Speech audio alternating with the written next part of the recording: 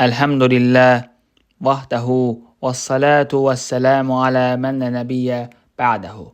Euzu billahi mineşşeytanirracim. Bismillahirrahmanirrahim. Salam aleykum və rahmetullah. Əziz müsəlmanlar, bugün sizinlə bərabər Səhih Sünnən Əbu Davud kitabından Təharət kitabı oxuyacağıq. Birinci fəsil, ayaq yoluna çıxdıqda uzaq bir yerə çəkilmək. Muğirə İbn Şöbə radiyallahu anhu belə rəvayət edir. Peyğəmbər sallallahu aleyhi ve sellem ayaq yoluna çıxdıqda görünməmək üçün uzaqlaşardı. Digər hədisdə Cabir ibn Abdullah radiyallahu anhu belə rəvayət edir. Peyğəmbər sallallahu aleyhi ve sellem ayaq yoluna çıxmaq istədikdə insanların gözündən uzaqlaşana qədər gedərdi. İkinci fəsil, bir kimsə ayaq yoluna daxil olarkən nə deməlidir? Ənəs bin Malik radiyallahu anhu belə rəvayət edir. Peyğəmbər sallallahu aleyhi ve sellem ayaq yoluna daxil olarkən belə deyərdi. Allahumma inni əuzu bikə. Başqa rəvayətdə isə əuzu billahi min əl-xubusu vəl-xəbəisi.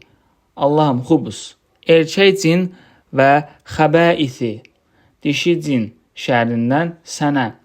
Başqa rəvayətdə isə Allaha sığınıram. Digər rəvayətdə isə Allaha sığınsın. Zeyd ibn Arqam radiyallahu anhu Peyğəmbər sallallahu aleyhi ve sellemdən belə rəvayət edir. Bu ayaq yoluna çıxılan yerlər cin və şeytanlar tərəfindən baş çəkilən yerlərdir. Onun üçün sizlərdən biri ayaq yoluna çıxmaq istədikdə belə desin. Əuzu billahi min əl-xubusu vəl-xəbəisi. Xubus erkək cin və xəbəisin dişi cin şərrindən Allaha sığınıram. Salmandan radiyallahu anhu belə rəvayət olunur. Ondan Peyğəmbəriniz sizə ayaq yolunda necə oturulacağına qədər hər şeyi öyrətdimi? Deyə soruşulduqda o, bəli, Peyğəmbər sallallahu aleyhi və səlləm bizə böyük və kiçik ehtiyacdan dolayı ayaq yoluna çıxarkən qibləyə doğru yönəlməyi, sağ əllə yuyunmağı, üçdən az daşla təmizlənməyi, heyvan peyini və ya sümüklə təmizlənməyi qadağan etdi, deyə cavab verdi. Deməli, Peyğəmbər sallallahu aleyhi ve sellem bizə böyük və kiçik ehtiyacdan dolayı ayaq yoluna çıxarkən, ayaq yoluna gedərkən, yəni qibləyə doğru yönəlməyi qadağan edib.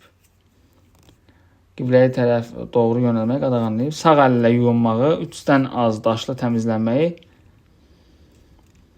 qadağan eləyib. Yəni, sol əllə yuyulmalıdır. Və qibləyə yönəlmək olmaz. Qibləyə tərəf dönmək olmaz. Və qibləyə tərəf arxanı çevirmək olmaz. Yəni, elə oturmaq lazımdır ki, nə qibləyə tərəf olsun, nə də arxan qibləyə tərəf olsun. Əbu Hureyra radiyallahu anhu Peyğəmbərin sallallahu aleyhi ve sellem belə dediyini rəvayət edir. Mən sizin atanız yerindəyəm. Sizlərə öyrədirəm. Sizlərdən biri ayaq yoluna çıxdıqda üzünü və ya arxasını qibləyə doğru çevirməsin və sağ əli ilə təmizlənməsin. Əbu Hureyra belə davam etdi.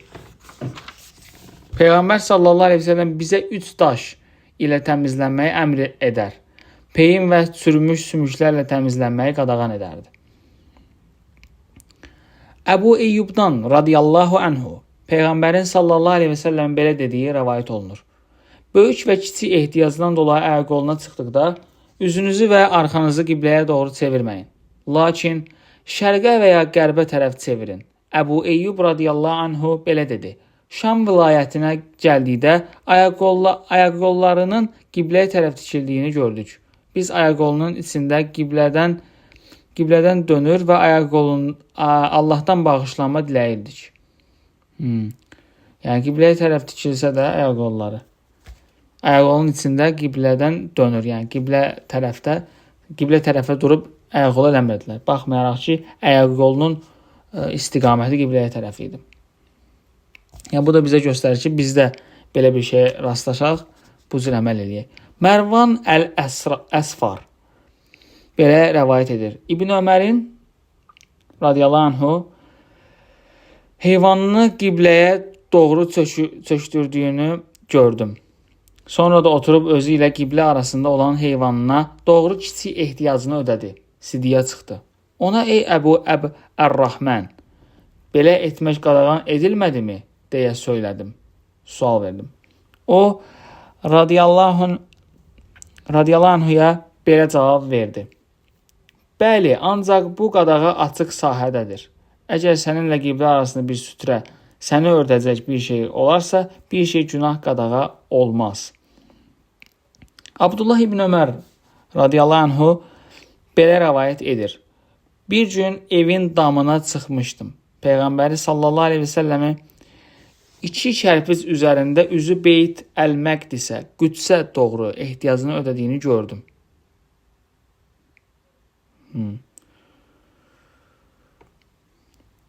Cabir ibn Abdullah radiyallahu anhə belə rəvayət edir. Peyğəmbər sallallahu aleyhi və səlləm Sidiyə çıxarkən üzü qibləyə tərəf çevrilməyi bizə qadağan etdi.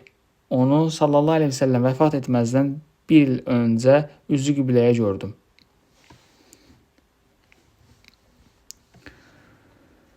İbn Ömər radiyallahu anhə belə rəvayət edir. Peyğəmbər sallallahu aleyhi və səlləm ehtiyacının dolayı ayaq qoluna çıxmaq istədikdə yerə yaxınlaşmadan, çöməlmədən paltarını qaldırmazdı, yığmazdı. Cabir ibn Abdullahdan gələn hədisdə Peyğəmbər sallallahu aleyhi və səlləmin üzü qibləyə tərəf çevrilməyi bizə qadağan etdi, deyir. Sonra deyir ki, onu vəfat etməzdən bir il öncə üzü qibləyə gördüm. Yəni, üzü qibləyə tərəf. Yəni, qadağan eləyir. Amma üzü qibləyə tərəf ayaq qoluna çıxır. Burada alimlər gətirir ki, Peyğəmbər sallallahu aleyhi və səlləmin dediyi ilə etdiyi arasında ziddiyyət olarsa, dediyi götürülür, etdiyi yox. Çünki dediyi ağzından çıxardığı söz dəqiq şəkildə bizə gəlib çatıb. Amma feilində etdikləri bizə çatsa da, orada Peyğəmbər sallallahu aleyhi və səlləmin nəyə görə bunu etdiyini dəqiq bilmirik.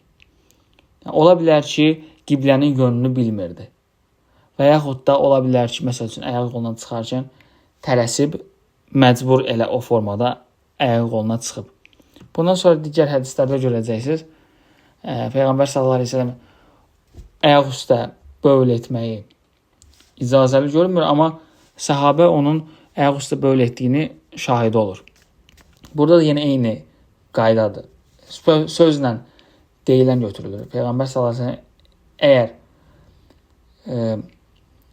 əməldə başqa cür edibsə, yəni dediyinə zidd hərəkət edibsə, o götürülmür. Amma Peyğəmbər sallallahu əleyhi və səlləm deməsəydi, bir şey haqqında məlumat verməsəydi, feili ilə etsəydi, o zaman etdiyi götürüləcəkdi. Nəyə görə? Çünki dediyinə bunun haqqında bir şey dediyi barəsində dəlil yoxdur. Əgər o etdiyi əməlin ziddinə dediyi nəsə varsa, dediyi götürülür, elədiyi yox. Amma dediyi heç bir şey yoxdursa, elədiyi götürülür. Çünki hədislər Peyğəmbər sallallahu əleyhi və səlləm qövlü, feili və təqriri hədislərdir. Peyğəmbər sallallahu əleyhi və səlləm əməlləri ilə bizə çatmış hədislər, dediyi sözlər ilə bizə çatmış hədislər və bir də təsdiq etdiyi, yəni susaraq, yəni və yaxud hansısa bir hərəkəti ilə o hərəkət, məsələn, səhabə ondan nəsə soruşur, o susur. Onda bu bilinir ki, yəni səhabənin ondan bir sual soruşmağı və Peyğəmbər sallallahu əleyhi və səlləm susmağı ona dəlalət göstərir ki, icazə verdi, yəni Peyğəmbər sallallahu əleyhi və səlləm icazə verdi. Təsdiqlədi, yəni səhabənin dediyini. Amma dediyim kimi, feili varsa, yalnızca bir dənə feili varsa, yəni Peyğəmbər sallallahu əleyhi və səlləm yalnızca bir dənə dediyi varsa, daha doğrusu üzr istəyirəm, elədiyi varsa, amma dediyi yoxdursa, onda elədiyi götürülür. Amma həm dediyi, həm də feili varsa, orada əsas dediyi götürülür. Yəni ağzından çıxardı. İbn Ömər radiyallahu anhə belə rəvayət edir. Peyğəmbər sallallahu aleyhi ve sellem siddiyə çıxarkən bir kişi onun yanından keçdi və ona salam verdi. Peyğəmbər sallallahu aleyhi ve sellem onun salamını qaytarmadı. Digər rəvayətdə isə Peyğəmbər sallallahu aleyhi ve sellem təyəmmüm etdi və sonra kişiyə salamını qaytardı.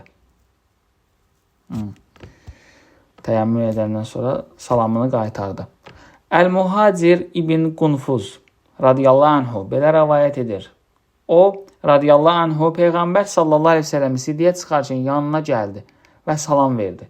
Peyğəmbər sallallahu aleyhi ve sellem onun salamını almadı. Nəhayət dəstəmaz aldıqdan sonra onun salamını qaytardı və ona üzrxahlıq edərək belə buyurdu. Mən Allah Teala'nı təharətsiz olduğum halda zikr etmək istəmədim. Və ya belə buyurdu, təharətli olmadığım halda. Ayşə radiyallahu anhu belə rəvayət edir. Peyğəmbər sallallahu aleyhi ve sellem hər bir halında Allah Teala'nı zikr edərdi. Bu günlük bu qədər olsun. İnşallah davam edərik.